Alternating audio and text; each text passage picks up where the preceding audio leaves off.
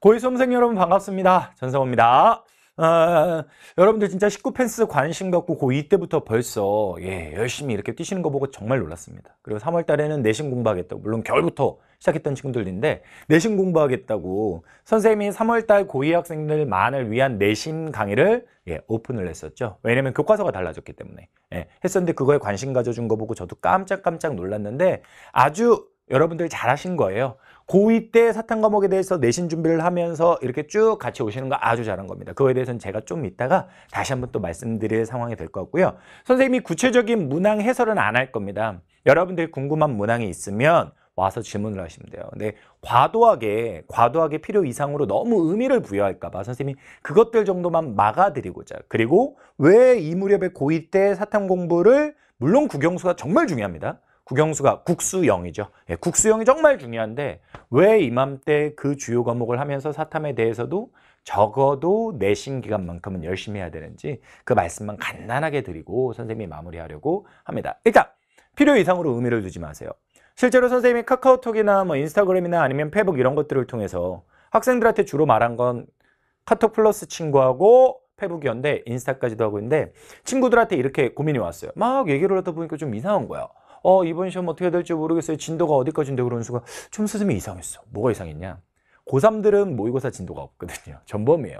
근데 실컷 선생님은 고민을 같이 이야기해주고 진지하게 들어주고 대답을 해주고 있는데 진도 얘기를 하는 걸 듣고 좀 이상한 거야. 그래서 몇 학년이니? 그랬더니 고2였던 거예요. 고2 친구가 너무 모의고사에 대한 과도한 의미를 부여하고 있더라고요. 근데 여러분이 이번에 시험 범위에 들어갔던 한국지리 경우에는 기후 일부까지 들어갔죠. 기후 일부가 들어갔고 세계지리 경우에는 3단원에 있는 좀 그런 걸 어려운 말로 인문지리라고 하거든요. 인문지리와 관련한 내용 일부까지 시험 범위에 들어갔는데 얘네들은요. 나중에 실전이 되게 되면 한국지리 기후까지는 문제 맥스로 많이 잡았을 적에 몇 문제까지 여기서 나올 수 있냐면 8개 정도. 고3 기준입니다. 고3 기준으로 8개 정도. 그리고 세계지리 같은 경우는 교과서가 바뀌기 때문에 단정적으로 말씀드리기는 어렵습니다만 기준이 현재 존재하지 않아요. 근데 절대 10개는 되지 않는, 10문제는 되지 않는 그런 정도 수준의 문제 비중을 가진 겁니다. 그러니까 무슨 말을 하고자 하는 거냐면 그렇게 많은, 실제 출제에서 많은 비중을 차지하는 것이 아니라 약 40% 정도에 해당하는 양이었기 때문에 여기에서 점수가 안 나왔다고 해서 포기하거나 여기에서 잘 나왔다고 해서 과도하게 의미 부여를 할 필요는 없다는 거예요. 남은 게 더 어떻다? 많다. 그 얘기를 하고자 하는 겁니다. 아시겠어요? 다만 한국지리의 경우는 해보면 아시겠습니다만 여기까지가요. 시험 문제로는 8개지만 한국지리라는 과목을 선택했을 때 학습량적인 측면에서는 거의 70%가량을 여기까지가 전범위에서 차지합니다. 그러니까 되게 많은 여러분들이 공부량이 이만큼이라면 되게 상당만큼의 길을 오신 거예요. 그러니까 과도하게 의미를 부여하지 않는다 할지라도 여기까지 자기가 충실히 공부를 했고 공부한 것들만큼은 잘 따라왔다라고 하면 아주 훌륭하게 학습량적인 측면에서는 잘 해냈다는 거죠. 점수가 안 나온 친구들은 어떻게 하냐? 열심히 하면 되는 거야. 문제 비중으로 따지면 40% 정도밖에 안 되기 때문에 앞으로 할 게 더 많고 충분히 역전 가능하다는 거죠. 한국지라는 친구들은 과도하게 의미 부여하지 마시고 다만 선택을 쭉 고3 때까지 이어가시면 학습량은 진짜 많이 줄어있을 거다.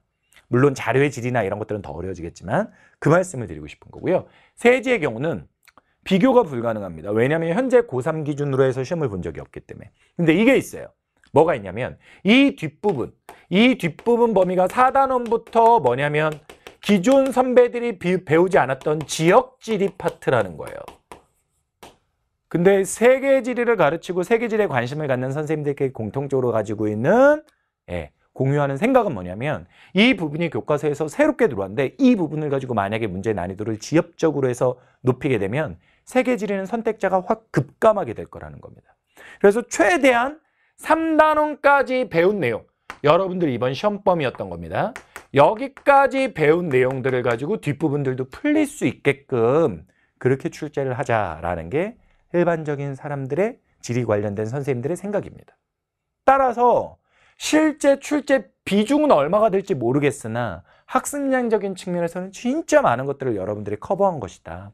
그런 측면에서 자기가 공부 열심히 했고 내신 준비 잘했고 그 점수를 잘 받았으면 아주 훌륭하게 해왔기 때문에 세계지리에 했던 감을 살려서 고3 때 세계지리를 자기 선택 과목으로 선택해도 나쁘지 않을 거다라는 말씀을 드리고 싶은 겁니다. 아시겠죠? 선생님이 전달드리고 싶은 메시지는 딱 그거예요.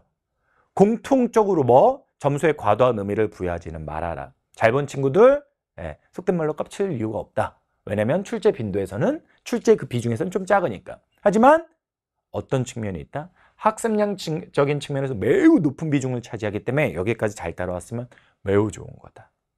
그 말씀을 드리고 싶었어요. 아시겠죠? 그 말씀을 드리고 싶었고요. 선생님이 고2만을 위한 내신 강의를 따로 오픈을 했어요. 이유는 교과서가 다르기 때문에.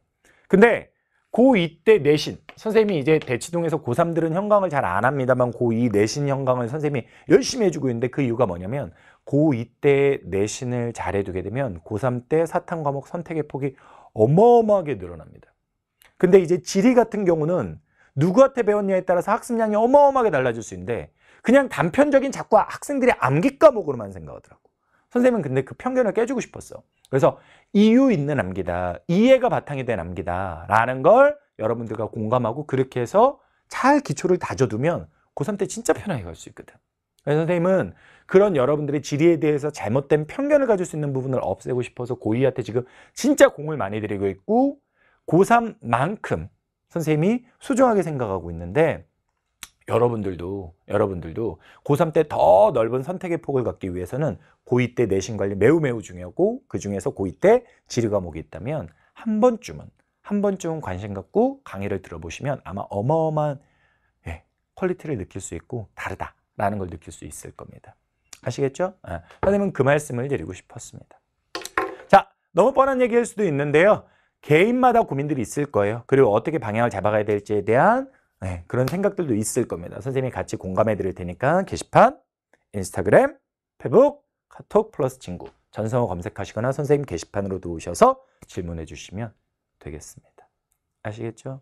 선생님이 대성에 올해 첫 해지만 그 전에 있었던 사이트에서도요. 고2 때 내신 강의를 위해서 선생님과 수업을 들었다가 고3 때 사탐 선택까지도 그걸로 그대로 간 친구들이 상당히 많아요. 상당히 많습니다. 안타깝게도 재수까지 와가지고 3년째 선생님이랑 보는 친구들도 있거든. 근데 그게 왜 그러냐? 내신 때 잘해두면요. 그냥 단편적인 점수를 잘 받는 게 아니라 공부를 제대로 하고 있다는 느낌을 받으면서 어느 정도 납득할 만한 점수를 받아가게 되면 과정이 탄탄하면 아주 수월하게 수능에서 사탐에서도 수월하게 풀어나갈 수가 있습니다. 그래서 여러분들 그 뼈대를 잘 만들어야 되니까 선생님이 최선을 다해서 여러분들 가야 될 테니까 믿고 같이 한번 우리가 해봅시다. 오케이? 여러분 너무 수고하셨고 구체적인 문항에 대한 질문은 게시판에 와서 해주시면 되겠습니다. 감사합니다.